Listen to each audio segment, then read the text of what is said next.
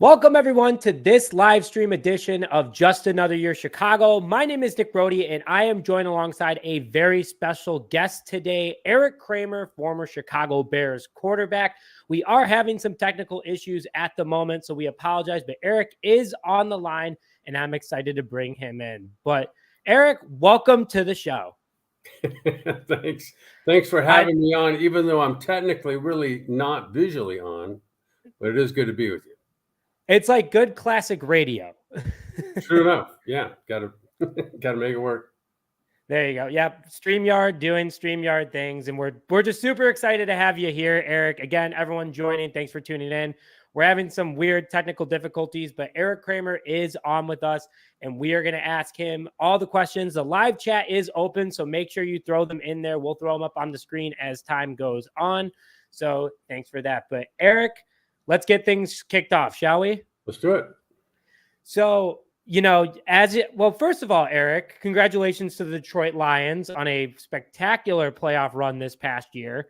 It unfortunately didn't go as planned, but as a former Bear, as an NFC North quarterback, what was it like for the Lions to go as far as they did? Absolutely amazing for that city, much like it will be in Chicago when it happens for them too. And I was, telling people if the Lions had beaten San Francisco, which they should have, and then were playing in that game on that Sunday in the Super Bowl and had won the game, there likely would not have been a city of Detroit on Monday morning. So that is how starved that city is, and the organization and everybody for a positive season, which they got. And it couldn't have come at a better time. And so I remember Kevin Glover was at the first playoff game where they beat the Rams. Prior to the game, he and I are talking, and he goes, it was kind of cool the first couple of years being the first team in however many 30-something years to win a playoff game. But now we've got another 30, and it's kind of time now. And so I think that was a big relief, I think, for everybody to see how well the Lions have played. And before the season started, did you see the Lions going this far? Because they've done this rebuild really well, and that's what we're hoping for the Chicago Bears to do. Did you see the Lions making it all the way to the NFC Championship? Well, it's hard to say where, as a finish line, you saw them going, but I think everybody could see how this season began, where they obviously took on and beat the Kansas City Chiefs, even though they were depleted somewhat.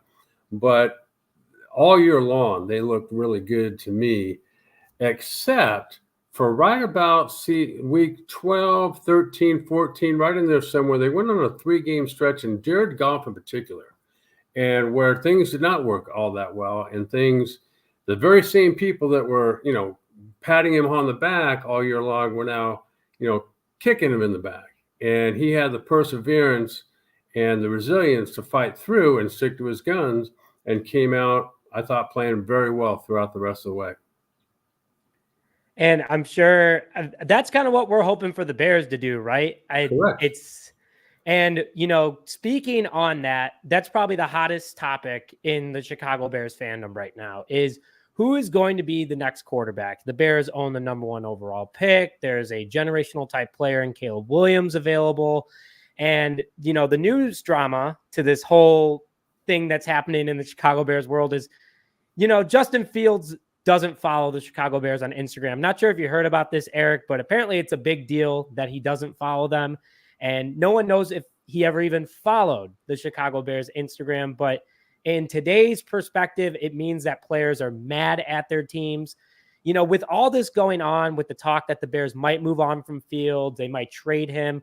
From your perspective, is he handling it well? What is your thoughts on the whole situation? Well, first of all, let me take on the part where you talked about the drama. It's amazing what today they qualifies as drama is removing somebody from your social media Instagram account. Drama should be back when Joe Willie Namath entered the hotel about 4:00 in the morning, the night before a game. That should be, that's what should make headlines. This crossing somebody off your Instagram list is child's play. But when you're talking about what's going to happen next year, I'm as excited as anybody to see what the Bears are going to do. Holding the number one pick, I have my thoughts about what they could and should do with it, but I'm sure they have their thoughts as well. So you teed it up very well, Erik. I know we kind of talked before the show about what we're going to discuss, but let's go into that right now. What would you do with the number one overall pick?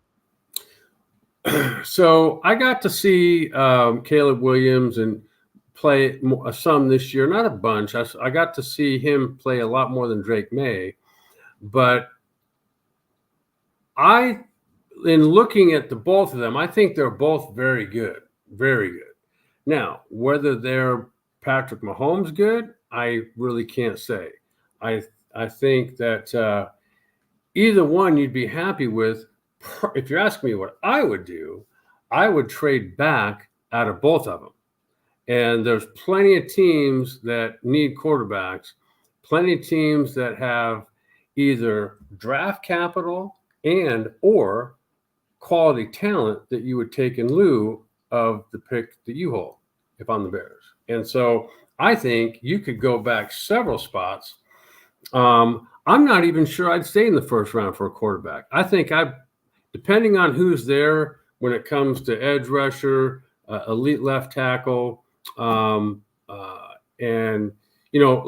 one of the teams that's come up lately is Pittsburgh. Okay, so Pittsburgh holds the 20th spot.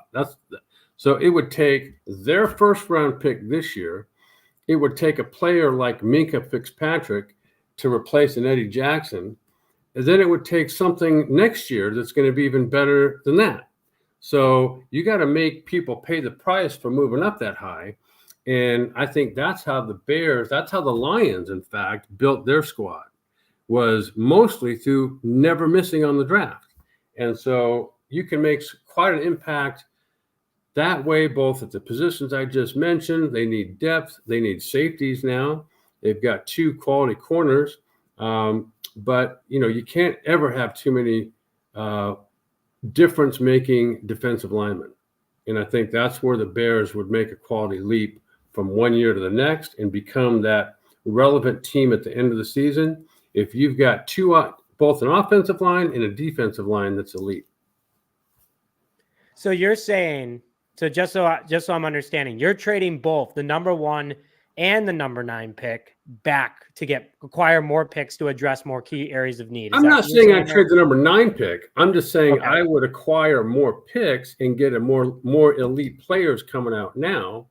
And then don't forget the line, you got the draft, but then you've also got free agency, and you've also got cap casualties that are going to be falling out of the tree soon. So that's how they got Montez Sweat. So you don't want to burn up all your cash in one guy, but the Bears can do quite a bit of damage over the course of these next few months. So let me go back and say this: the quarterback I would trade out of the first round if I knew I could go get Bo Nix and not have to spend a first round pick on him. I would do it in a heartbeat. Because you put an A+ roster and coaching staff around a guy like a quality. I don't know what your grade is on Bo Nix. Let's say it's out of an A, B, C, D, F scale. It's a B. You put a B quarterback on that roster and that coaching staff, that's hard to lose. I mean, I like Bo Nix. I've done 2 mock drafts going back and getting Bo Nix because if you look at his stats across the board, across the top 5 quarterbacks, if you put Bo Nix in there, he beats everybody. 45 touchdowns, 3 interceptions, almost 5,000 passing yards. I mean, he's the pretty real deal. So he went to 2 schools in his college experience. So, he's pretty good. I like him a lot. So right now they have him projected mid-first. So you're saying, would you be willing to take him that early, or is that still too early for you?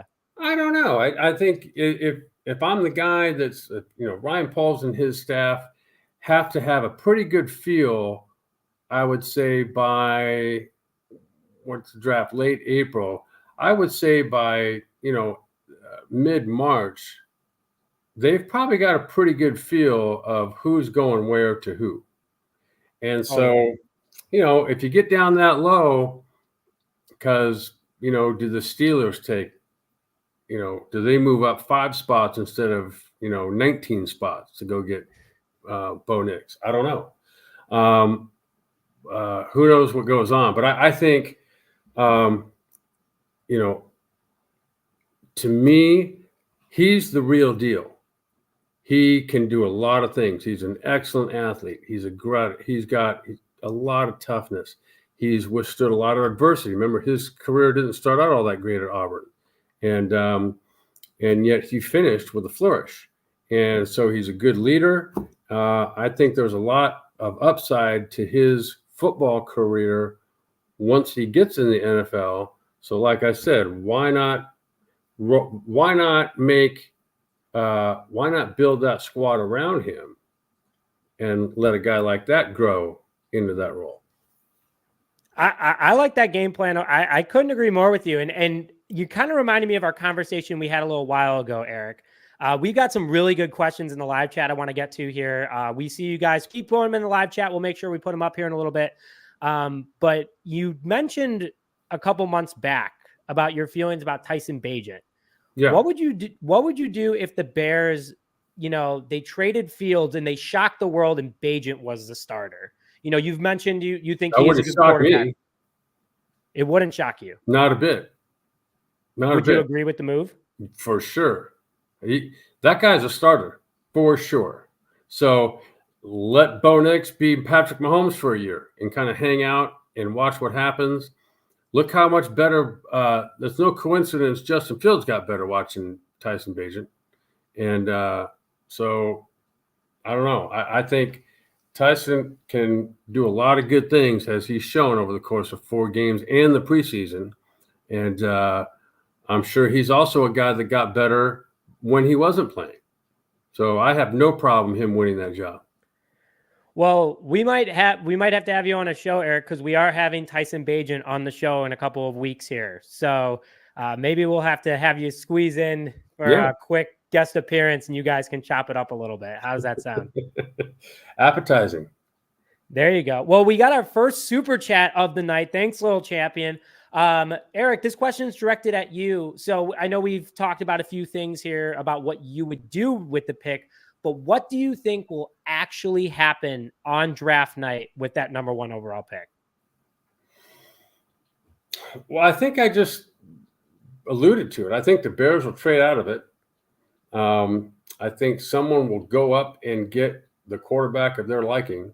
And then, the Bears could find themselves in a spot where they've acquired a player or two and they fall back to number 3 or 4 and they go pick up they still don't have a quarterback yet, but maybe they get Marvin Harrison Jr. There's all kinds of things that could happen. And so it's exciting to predict, but it's impossible at the same time. It's funny you said Marvin Harrison Jr. because Dobe46 said Marvin Harrison Jr. is actual generational type talent. So I think a lot of people are in that boat taking Marvin Harrison. And what are your thoughts on him, Erik? Like, you've seen him play. Like, is he the real deal? Yeah, he's phenomenal. And he's probably to me, he looks like the most, in quotation marks, man-child I've seen in quite a while. And you pair him up with the guy on the other side, who I think should be talking about DJ Moore, is probably, he's got the potential to be a better version of Deebo Samuel than Deebo Samuel. Wow. Love that. He's bigger. What makes you think he's so? He's faster.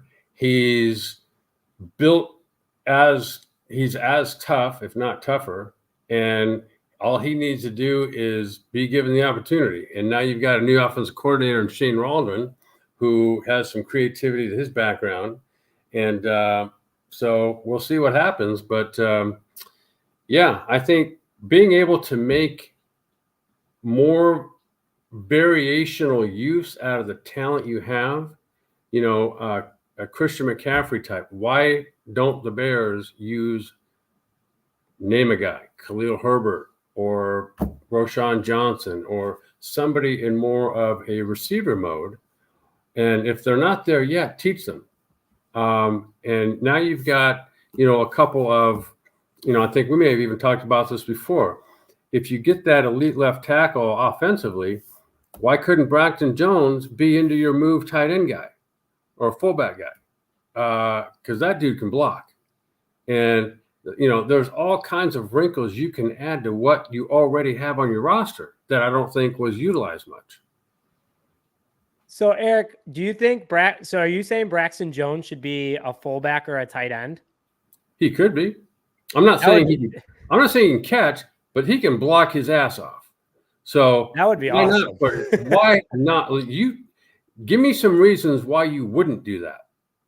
No, I couldn't agree more. I was just because he's so big. I mean, he's 6'5", 301, which would be, it'd be like the fridge back there being a fullback all over again, which I think would be awesome. But I've never thought of that possibility, having Braxton Jones in that position.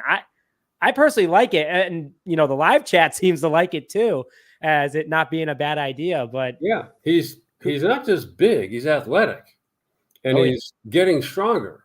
So yeah, like it. Well, Erik, sorry. Go ahead. No, I just said, yeah, I like it. So quick question over here from David. What are your thoughts on JJ McCarthy if the Bears were to take him in the later rounds?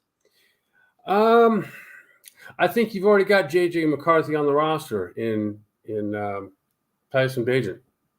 I think it's redundant. So why waste a draft pick?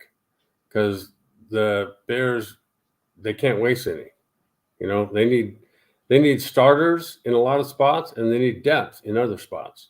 And I think everything, they hit last year on the free agents. The one that nobody can be real sure about just yet is Nate Davis. So you've got not only Nate Davis, you've got Cody Whitehair, who was just released, and you've got the other guy who they got was from Green Bay that, he's kind of a serviceable guy, but a free agency at the same time. So, Lucas Patrick. So, whether that gets solved in the draft or, falls out of the sky as a cap casualty somewhere, I don't know.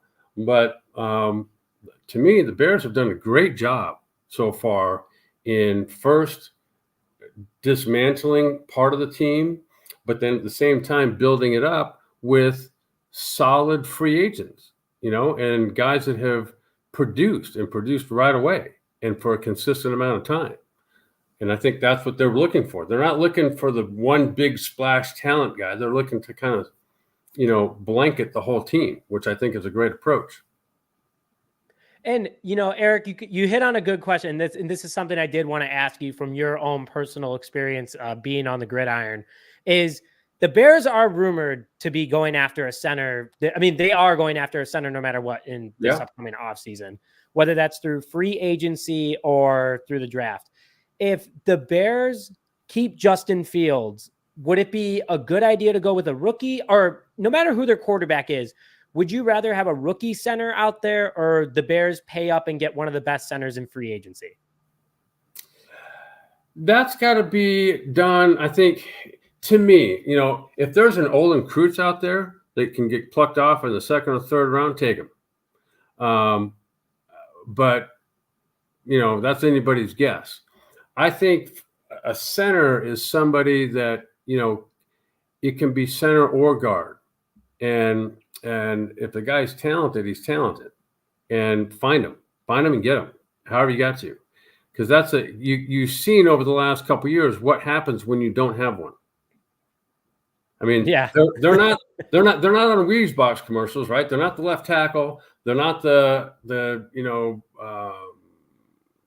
Trent Williams type guy, but when they're good, they're really good. I mean, their Travis Kelce is, or Jason Kelce is the heart and soul of that Eagles offensive line. Really, probably that offense. Yeah. I mean, is there anyone that sticks out to you the most that you think of off the top of your head, or no one in particular? No one comes to mind right now. They're not just, I I don't pay attention, and centers, quite honestly, aren't that sexy somebody to talk about, but or even watch during the game. But you notice when you don't have one and someone else does. Fair enough. Yeah, it's true. I mean, we definitely know when we don't have one. That's how the last couple seasons have been, unfortunately. But Erik, here's another question for you to kind of go back to the quarterback subject, especially around Justin Fields. We have a couple of people that think Justin Fields did improve, and stats say he did. I think he did too. You think he did improve? He did, yeah. I just don't think he can prove enough. There's not enough nuance to his game that I see where he's going to continually play consistent through a start to finish of a season. That I don't see. You see too many games where he's healthy and yet he comes out with 100 yards passing and no touchdowns and a pick. And that's just, no, you can't. That's not worth taking. That is not worth the 11th overall pick. Just not. Totally. I couldn't agree more. It's tough. In the last 6 games, he was 4-2. He was learning how to win. But then you look at his stats, it was only 1,200 yards in 6 games passing. Yes, 300 rushing, but a total of 7 touchdowns. Like, that's not going to win you games if we're doing math. The defense definitely carried the team a lot, it seems like. But do you think if the Bears do stick with Fields and Waldron's his offensive coordinator, do you think it's going to work, or do you think they have to go with? I do not.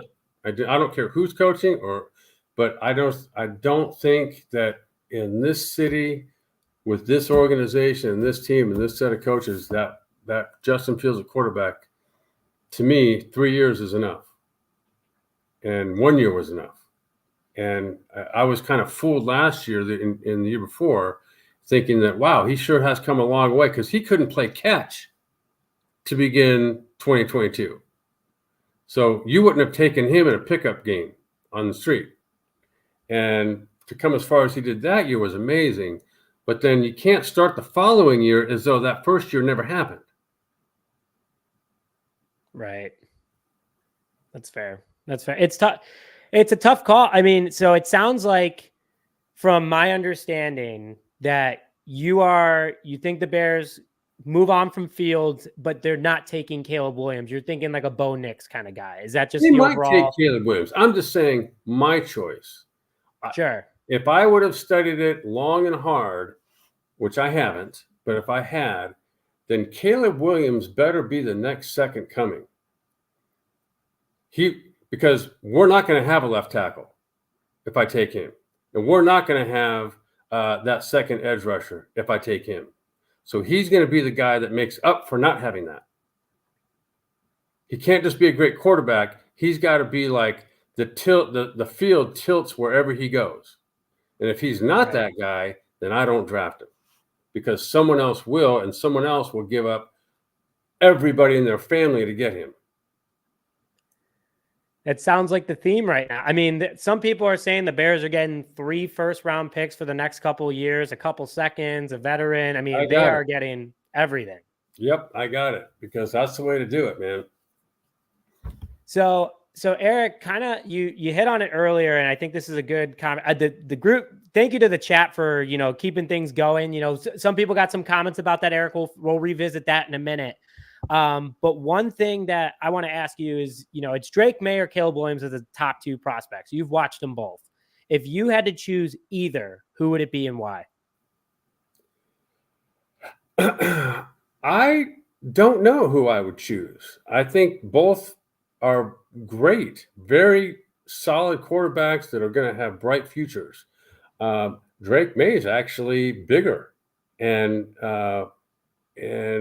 you could say, I mean, I played against his dad in college, and Luke, his brother, was a great basketball player. And so, he probably could have gone a lot of places in the country and went there because his family went there. So I don't see the downside of taking either one of them. And that's the point, is that, the idea for the Bears is that there's a lot of teams behind them that are in love with one, the other, or both. And so, you just like anything. I mean, if somebody perceives them to be ridiculously valuable, then you make them pay a ridiculously valuable price. That's totally fair. I mean, I'm excited. This is probably the most exciting offseason the Bears have had in recent memory, at least. I don't remember the last time this team was built this way, which is obviously very, very exciting. Erik, a couple things here. We have some people going down memory lane, saying thank you for coming on. Still remember the 95 season and how much fun that was. Before we get back into this quarterback discussion, what was your favorite memory from 1995? Well, if there was only one, I'd say that,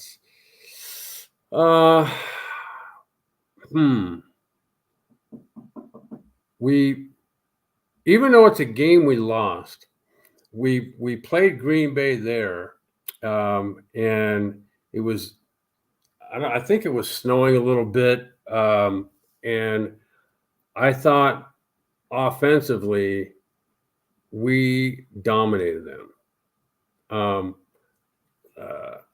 I knew everything Leroy Butler was trying to fake me into thinking he was doing, but then wasn't. And it was a fun game to play in because, it was like an offensive shootout. True, we couldn't stop them, but the same was also true in the opposite direction. And it was at Lambeau, you said? It was. But here's my, now that I'm thinking about it, my most memorable thing that happened that year was, you remember we were playing Pittsburgh on, I think it was a Monday night or Thursday night, and Kevin Butler kicks a field goal through the goalpost in the north end zone. And back then they had sort of a cutout into the stadium, and a guy comes flying out of the stands to catch it and lands on a security guard. Otherwise the guy's dead.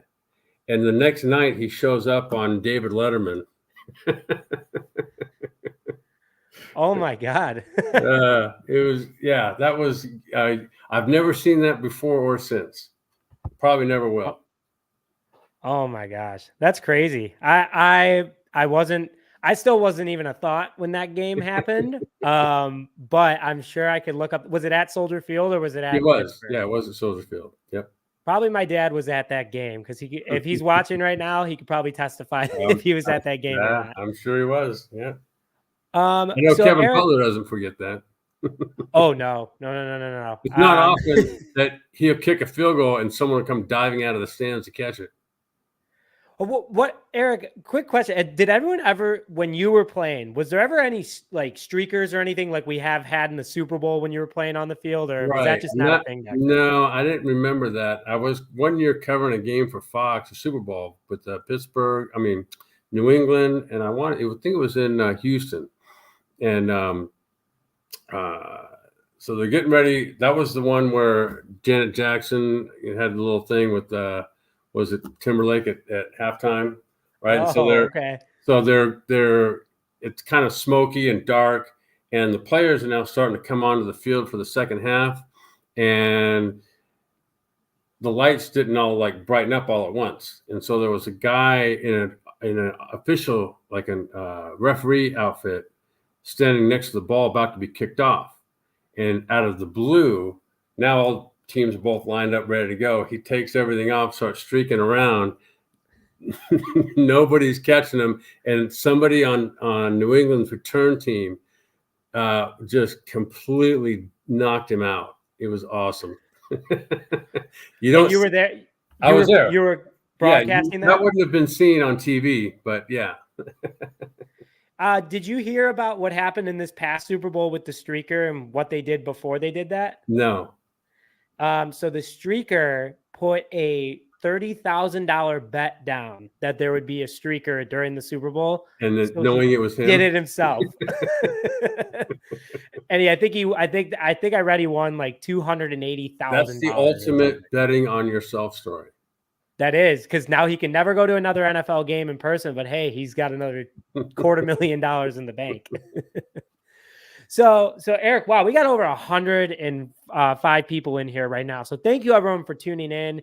Again, sorry about the technical difficulties. And for some reason, Eric's camera would not sync up with my live stream, but Eric is here. He's behind the big E and we're still going strong. So Eric, kind of going back to Justin Fields, we got a couple people that, had either agreed with you or disagreed with you on kind of Fields being the answer or not. And one kind of stuck out to me was from Jason, UK Bears.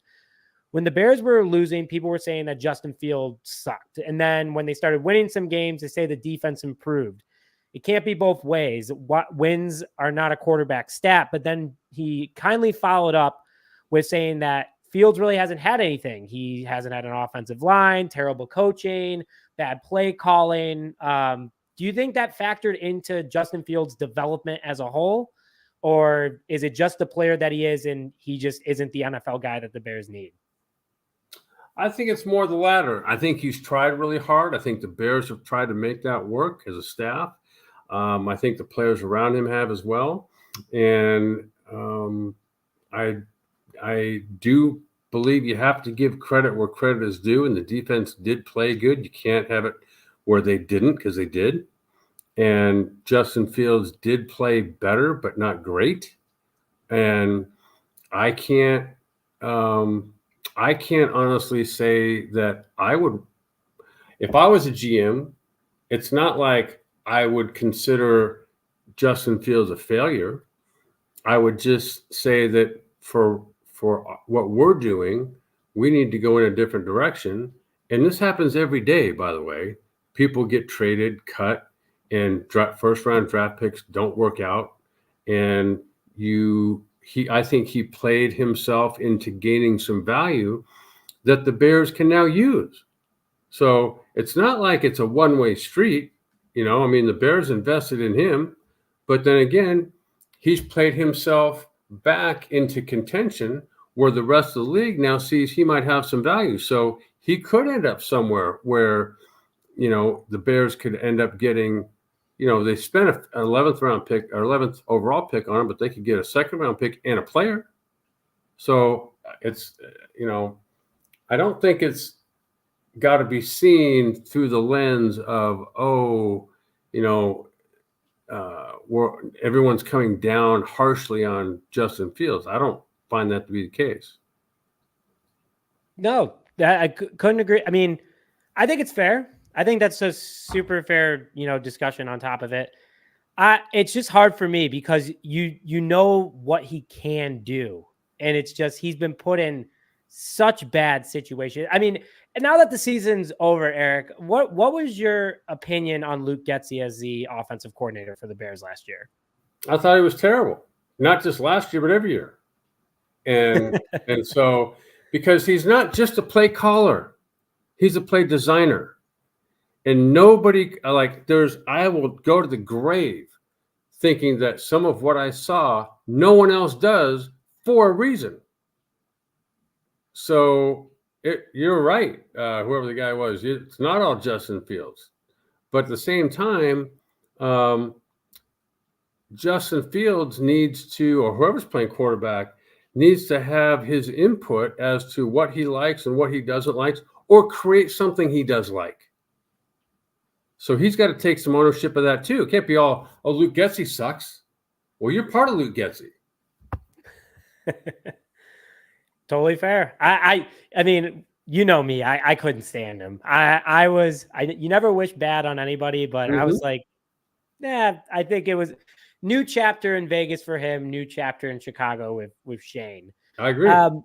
And Eric, kind of just so maybe you can help break it down for us a little bit more, because the Bears haven't done, which has been kind of strange to me, they haven't done a press conference with Waldron yet. They announced that he's the offensive coordinator. They brought in this great new staff on paper. But what are your overall thoughts about him? Well, let me go back to, first of all, retaining the guy who was on the hot seat, which is Matt Eberflus, who I thought was a great reset in saying, nope, he's our guy, and we're going to get rid of X, Y, and Z coaches, but we're keeping him.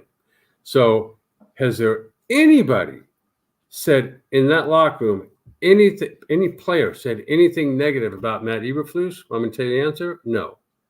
And they would have by now. He's been there plenty long if that was the case. So he's got a firm grasp of what that team needs. He builds players up, doesn't tear them down. He gives them all the information and the tools they need to be successful. They just didn't have a lot of depth and talent to do it with. But you can see this team growing in the right direction. Now we get to Shane Waldron, who's been a part of some very good offenses.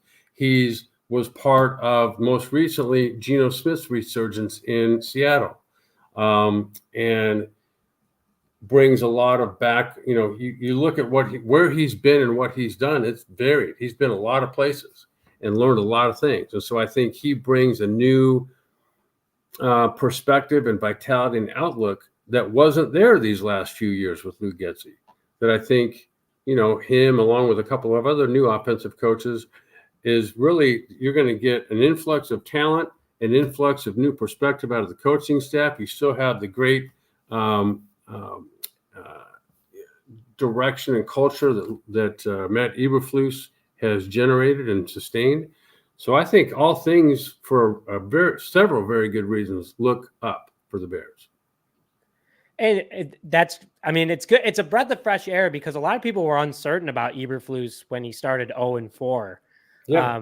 And also he was put in a very, very difficult position, you know, losing Alan Williams after week 1. We'll get into that in a second too. But yeah, I couldn't agree more. Hats off to Eberflus. I think he handled the season really well. There was rumors that he was going to be fired if he didn't beat the Commanders, which he did it well, respectfully too. What is your, so Eric, in regards, going back to Eberflus real quick, and I'm happy you started with the subject because it kind of goes into the coaches that he needs. Like you said, players love him. We had Josh Blackwell on 2 weeks ago. He says, we love Eberflus. He's the guy. He knows us all really well. From kind of what you have seen from him, what are some areas of improvement he still needs to do as a head coach? That's a good question. I think one of the things, or it's kind of the main thing he was being second guessed on throughout the season, were some of his in-game decision-making. And so, you know, maybe that, but, you know, the more he's able to sort of rely on the offense and the offensive staff and the players, then he can kind of sit back more in that sort of where a head coach needs to put himself in sort of that tower angle, kind of looking down on everybody at once. And I think that will help him in some way, kind of like Dan Campbell, distance himself from one side or the other as much, and be more of the guy with the best perspective, not only for building the culture of the team, but decision making to go with it, who plays, who doesn't, what decisions on when a guy should come back from injury and when he shouldn't. All the little things that head coaches with good discernment do, I think the staff that's now been compiled, looking at it going forward, will allow him to do that. Sounds like good news to me, and I'm happy that you see that, because it's great to see from a former player's perspective. Because fans, we just get mad at the coaches first thing. We're like, oh, why didn't you win the game? And I couldn't agree more on those late game decisions. I mean, you obviously were watching that Lions-Bears game in Detroit where the Bears fell apart, and definitely there could have been some better decisions. Could you agree? No doubt. And I think that what I really like about Eberflus and this staff is that they seem to be process oriented. So they're not on the exact result of this game. More so, we want the process to work every week from Monday through Saturday, which would then include Sunday or Monday night or whatever it is, throughout a season, throughout the playoffs, and then under the playoffs, and then next year, and so on and so on. And it's that I like, because that's sustainable. And I think that's the energy that he brings is, hey, I'm here for the long run. We want players to be here for the long run so we can create something that, when I went back for the alumni game this year, which was the first week of the season, which I'll be back again for next year, Ryan Pauls, one of the first things he said is, we're building something here, not just for this year or next year, but something for the long run. And when you make decisions like that, and that's how your daily routine as an organization goes, people start to adapt to that. Players start to adapt to that. And it's exciting because there's no, this train isn't going to be kind of here and gone one day and gone the next. Yep. That's kind of, so Erik, do you mind going into that more about Poles talking to the alumni? Like I had no idea that he did that. Like how was that set up? Can you kind of hit on that? So the game, I think it was on a Sunday. So this would have been a Saturday dinner. And so everybody associated with the organization, which would be the McCaskies and basically the alumni and whoever they bring. And so it's a nice affair over at the Hyatt. And it was just, he got up, Kevin Warren got up and spoke a bit. I don't think Matt Eberflus did, but anyway, it was just a nice way to kick off the season. And kind of, I could tell then, or even before then, but I liked hearing the fact that, here's a guy that's himself unproven, but has invested heavily in being, making all the right decisions and creating what he wants, the culture he wants within the organization as well. And to get up there and talk about, hey, we're building not something just for today, but something that's going to sustain and be here a while. And that's, I think, who wouldn't want to hear that? I'm excited for it because it feels like the Bears, I mean, like 05, 06, okay, you had those years. 04 was kind of the building year. And then, then you had the down years of 07, 08, kind of 2009, they were getting there. And then you had 2010, and then it did it again. Like the longevity is something I feel like the franchise has been missing since you've been on the team, to be honest. So something that definitely is a good change. And, Erik, before we get back into a little bit more on the topic, we got to, if we got you for a couple more minutes, we'd love to ask you some more questions. Who is your favorite alumni, even teammate or not, that you've met through these Bears events over time?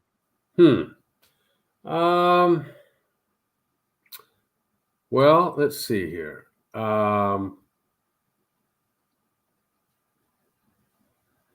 Well, I'll tell you, I think getting to know a little bit of Steve McMichael after we were playing, because I was an undrafted free agent in New Orleans. And while there, I knew I wasn't going to make the team. But we ultimately came to Platteville that year. This was 1987, and practiced for a few days. And I was like the guy that got sent down to go take snaps during one-on-one pass rush. So that was my first introduction to Steve McMichael, and as a player. So played against him. Never got to play on the same team, but we were also on a Bears wrap-up show for a couple seasons together. And then got to, reach out to him and went over to his house this year. And when he wasn't doing very well, a lot of his former teammates were there. And just to see him get in the Hall of Fame now, what took so long, I'm not so sure, because you've got probably the best defense ever. And the heart and soul of that defense, and he's not in the Hall of Fame, made no sense to me. And to get in now, before he passes away, it's, good. I'm glad for him and his family, but at the same time, what the hell took you so long? So, he's a character. So, he's an entertaining guy to begin with. And so sad to see that part, kind of him being robbed of that. But yeah, he's somebody I'm glad I got to know. And it is unfortunate. I mean, you look at his stats. I mean, he was incredible. Just until the very end. I mean, he just kept playing hard. He was consistent. One of the Bears' all-time sack leaders, and I'm shocked too he wasn't in the Hall of Fame before then. Same with Devin Hester too, who also joined in the same class, which was fantastic. I think, in my opinion, Hester should have been a first ballot Hall of Famer. How he changed the game, but the committee's a little strange in that way. Do you think? Were you excited to see Hester go in? Of course, Eric, of course, yeah. And when I was doing the preseason games for the Bears, Devin was playing, and he's obviously special. And I was again though, some of these guys are. I remember. So this past radio Super Bowl, I was doing some interviews on Radio Row, and one night there was an NFL little party thing, and I ran into a former teammate, Mel Gray. And Mel Gray was also an elite punt and kickoff return. Now, Mel Gray was about 165, 170 pounds. And we had probably the best special teams coach ever in Frank Gans. And I remember it's hard for me to watch kickoffs now because they fair catch everything. Or if it goes 1 yard deep in the end zone, they're not taking it out. I remember Frank used to say, Mel, we don't want the ball at the 20-yard line. So if you're 9 yards deep in the end zone and you catch it over your shoulder, that's what we want. And Mel did it. That's awesome. And he was oftentimes like the equivalent of a gnat on the windshield of a Mack truck. But the next time he'd go back out there, it'd be the same thing. And I remember one year, I know we're talking about the Lions here, but Frank, I went on special teams, and Frank put together a sort of a highlight reel of all the kickoffs that were literally one block away. Mel would have had 50 return touchdowns in 1 year. Unbelievable. Well, it's funny, Eric, you said that because I actually did some research on how many of Devin Hester's returns were called back. Can you take a guess? I would say there's probably a lot, at least. Well, if you're talking about his whole career as a Bear, I'm going to say it's at least 20. You're very close. 22 of them were called back. Yeah. When it was insanity. It's like, come on, like he could have owned the record forever. Yeah. It is what it is. Eric, do you have a couple more minutes? Eric, we got a few questions that came through for you. So Chris N wants to know if you're attending the combine, and then I'm going to go off that. Do you want to be attending the combine? Well, I'm boycotting the combine because I wasn't invited to it as a player, and I've never been back to it. Never been there once. So wow. So I did go to Indy one year. I took my son Griffin because he was a big Peyton Manning fan when he played in Indy.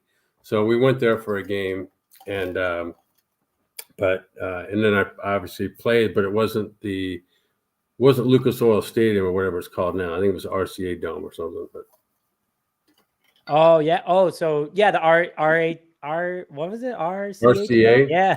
Yeah.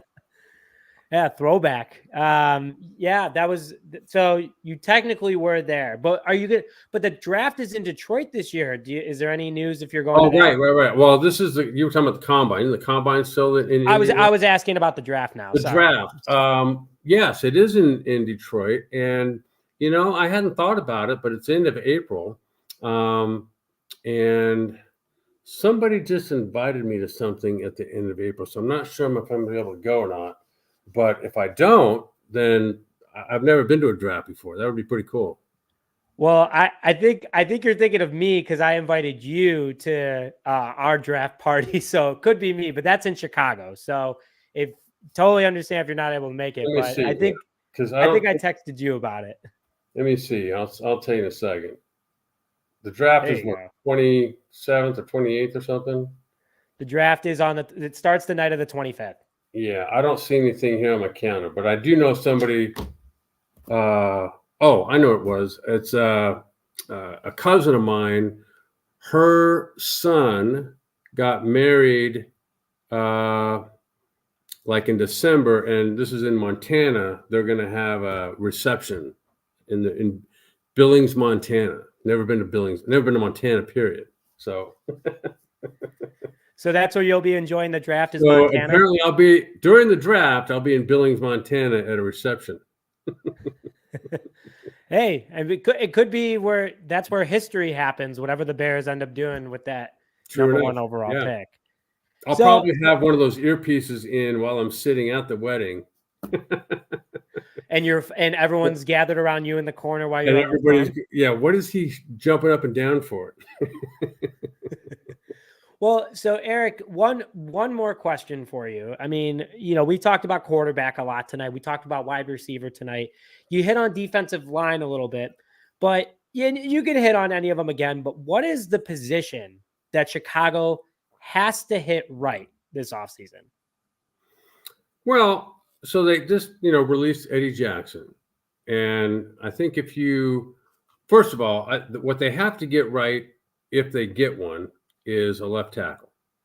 Offensive, they have to have an elite left tackle, because as good as Braxton Jones improved from year 1 to year 2, I'm not sure he's going to hold up for the next 5 or 6 years against everybody else's Joey Bosa or Nick or whatever. You know what I mean? Like you need that guy to be elite. Then you've got defensively, you got a good defensive line that's young. Montez Sweat is a beast. They could use an opposite side beast. If they can lock up those two with elite difference makers, then it would be great to replace an Eddie Jackson. Not sure if you can do that right away, but it sure would be nice. But like we all know, you can make up for a lot of deficiencies if you're solid up front. I'm on the train of looking into potentially a new left tackle. I mean, it's not that Braxton Jones is bad, but having that elite status, like a Joe Alt or an Olu Fashanu of some sort, it changed the game. What's the guy in Houston? Tunsil, Laramie Tunsil. Or, everybody doesn't have a Trent Williams. Okay, we get that. But you can have certainly, a 9 out of 10 type of guy. And then your Braxton Jones is a swing tackle. That's what I'm talking about. Those are the teams that go deep into the playoffs. The teams that have not just elite talent as starters, they've got very solid, good depth as backups, because injuries are part of this game. Yep. Our entire offensive line was down to one starter at one point this season. There you go. Yep. So it's crazy. It's crazy. I would love to see them. I just want them to do, and I think Ryan Poles is doing a good job. Erik, there's room for improvement. He's a young GM, but out of all the GMs we've had in recent memory, could you say that he's probably one of the best we've had? He's the best we've had because he's the only one we've had. Everyone else has been hamstrung by the ownership. And so he's the only one they've cut loose. And to me, the guy has earned everything he's got. I don't think I'd be hard pressed to name a move he's made that didn't work out. Besides Chase Claypool, right? Okay. I'll give you that one. I'll give you that. There you go. I know. I knew the comments were going to say it, so I was like, I might as well just get ahead of this. I know. What I was thinking that, and people probably still going to say this about Roquan Smith. I think Roquan Smith, when he played here, at least the couple years that I was paying attention, that dude would not take on a block and for anything. And so. If he's turned his career around, there's an example of a guy that while he was here wasn't playing all that well, quite honestly. And If he's playing better in Baltimore, great. there's the perfect case for Justin Fields to go somewhere else and then prove it somewhere else. Hey, because sometimes when a team gives up on you, which is what Justin Fields would that's the whole I'm dropping you off the Instagram, so I'm taking this personal that you don't love me anymore. Well, then you include him in a trade somewhere, and he spends the rest of his career trying to prove you made a mistake. So, you might ignite a fire in Justin Fields to go do it somewhere else. Hey, some guys do need that change of scenery. I liked Roquan Smith, but I couldn't agree more with you that there was definitely some things when he was in Chicago he needed to work on for sure. Erik, last question of the night for you. And we really appreciate you coming on. We appreciate the live chat. Thank you everyone for tuning in. Overall, Erik, in the next season, do you see the Bears, if everything goes correctly? I mean, do you feel like the Bears are as far off as people are saying, or do you think they're a few moves away from being a contender?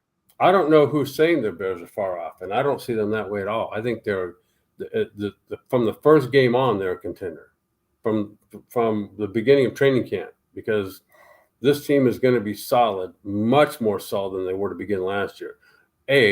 Justin Fields, this is why he's not coming back. You can't start a season as though in your third or fourth year, whatever it was, as though you've never played the game of football before. And it shouldn't take you 6 weeks to figure this freaking thing out. So that's why Justin Fields isn't going to be here. And by that alone, and all the depth that they add, then, the Bears will shoot out of the gate this year, probably win at least 3 out of the first 4, maybe all 4. Start the season. I sure hope so. And then hopefully Green Bay will be one of those 4. That's what I'm hoping for. We need to start the season with a win over Green Bay. That's just, it's got to happen. And Erik, it's kind of borderline the Lions going that far, that many years without winning a playoff game.